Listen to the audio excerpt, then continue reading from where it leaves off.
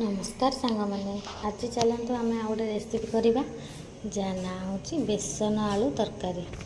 तो से मसला सजाई देती पिज रसुण अदा देखो ग्राइंडर जार दे देती ग्राइंडिंग करदे। मुझे चुली रे तेल गरम कर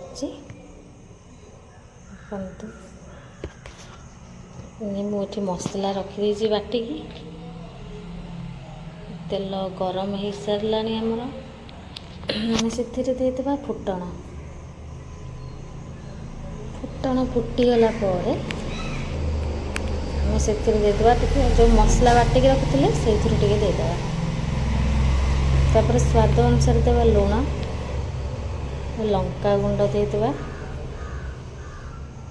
आपण मैंने राग अनुसार से लंका गुंड पकेबे। तापर हलदी गुंड गोटे चामच दे देकी आम ताको आउथरे कषिदेबा। देखो तो मसला आमर केमती हो गलानी आम ए कषित हो गलानी आम ए गोटे टाटिया पानी देदेबा। आपण मैंने भाग अनुसार जी करेंगे से पानी देवे। आमर पानी दिगला आम पानी की टे छाड़देवा फुटापी। देखो तो पानी फुटीगलानी से आम बेसन आम देदेबा। जो सुखला बेसन ताको आम से देदेबा जहाँ को कहते कि गोटे जंतणी प्रस्तुत करवा। देख माने एमती जंतणी बेसन उपर एमती छिंची छिंची पकेबे ना बिंडा हो छिंची छिंची ताको आम भल भाव में जंतणी प्रस्तुत करदे।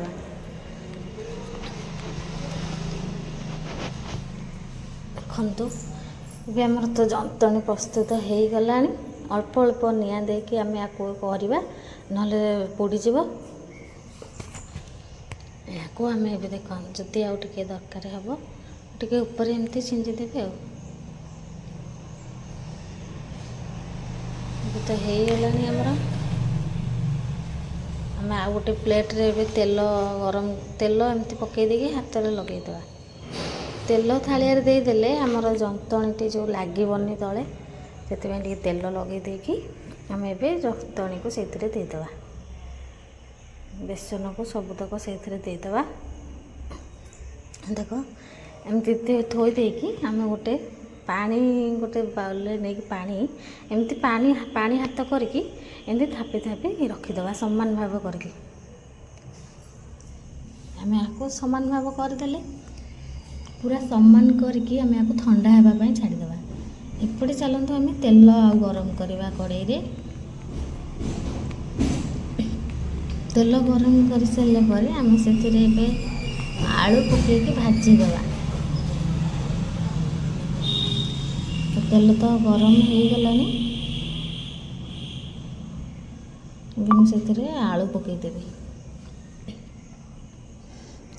आलू भाजी देपर बेसन ठंडा हो आम तापर छाणीबा। देखु बेसन तो आमर कटा हो देखु एमती छुरी साहाय्य एमती आम काटिदेबा छोट छोट पीस करके आमर आलू आउ टे भाजीदेबा ना तल पट पड़ आलू एमती लाल लाल कलर होगा पर्यंत भाजवा। तापर आम काढ़ीदेवा। तापर आम कटा जाकि रखाई बेसन को एमती छाणीबा। एमती अल्प अल्प निआं देकी आम अल्प अल्प भाजिकी एमती छाणीबा। पिठा पातियार उल्टे पुल्टे करवा ना पोड़ीज एमती छाणीदेवा। आम टिके भल कलर देखु के भल कलर आमती हो गला आम ताको बाहर करना। तो एपटे मु पियाज काटिकी रखी आ टमाटो काटिकी रखी। तो आम तेल गरम हो जाए चीनी देदेबा तेजपत्र देदेबा टे फुटी गलानी पियाज पकईकी भाजीदेबा। पियाज देखु के लाल लाल कलर हो आसलानी आउ टे भाजी हो गले भल दिशो। आपण मैंने देख भाजी हो गलानी ए मसला को देदेबा। मु बाटिकी रखा मसला दे देती आम रेड चिली देदेबा काश्मीर चिली देदेबा। तापर आम हलदी गुंड गोटे चामच आम स्वाद अनुसार लुण देदेबा।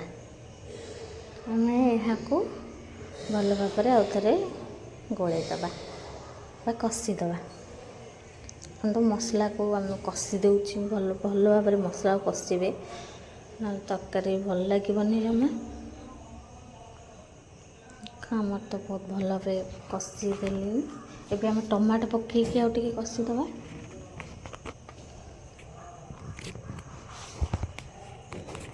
ଆମେ ତ ଚୁଲିରେ ଏଭଳି ବେସନ ତରକାରୀ କରୁଛେ, ବହୁତ ଟେଷ୍ଟ ଲାଗିବ। ଆମର ତ ସବୁ ଚୁଲିରେ ହେଉଛି।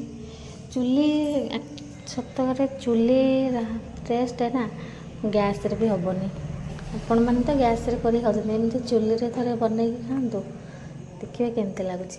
ଏବେ ଚାଲ ଆମେ ଆଳୁ ପକାଇକି ଯେଉଁ ଭାଜିକି ଆଳୁ ରଖିଥିଲେ ତାକୁ ଆମେ ପକାଇକି ଆଉ ଟିକେ କଷିଦେବା। ଦେଖ ମସଲା ଆମର ଲାଗି ଆସିଲାଣି, ମାନେ ମସଲା ଆମର ପୁରା କଷି ହେଇଗଲାଣି। ତ ଆମେ ଏବେ ଦେଇଦେବା ସେଥିରେ